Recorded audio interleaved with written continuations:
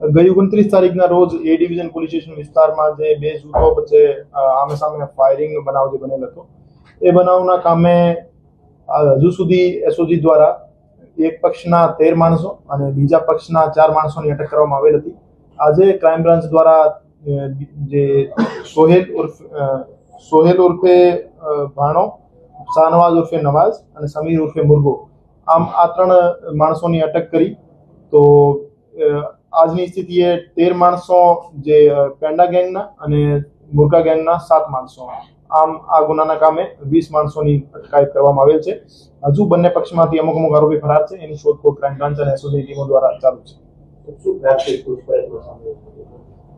એમને હસ્તગત કર્યા પછી એમની ગહેન પૂછપરછ કરવામાં આવેલ હતી કે એમને હથિયાર કોને સપ્લાય કર્યા હતા અને હથિયાર કોને આપ્યા હતા અને કઈ રીતે અહીંથી બનાવ બન્યા પછી ભાગ્યા હતા અને એને શરણ આપનાર કોણ કોણ હતો, એની ફાઇનાન્શિયલ ટ્રાન્ઝેક્શન, એની લોકેશન, એની મોબાઈલની મૂવમેન્ટ, આ બધી બાબતે ગહેન પૂછપરછ કરવામાં આવેલ હતી અને સાંજે એમને એસઓજીને હસ્તગત હેન્ડઓવર કરી દેવામાં આવેલ હતા.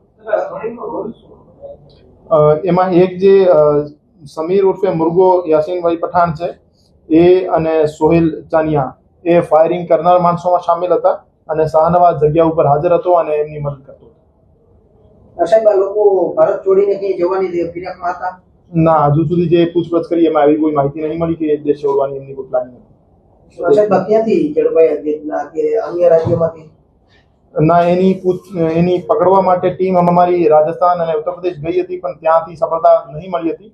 પછી અહીંયા માલિયાસણ પાસેથી રાજકોટથી જ એમને અટક કરવામાં આવેલ છે.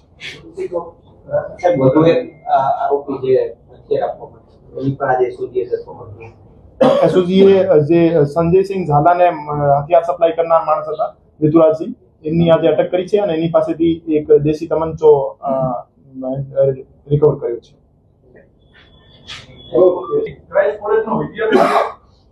આ બાબતે અત્યારે પૂછપરછ ચાલુ છે.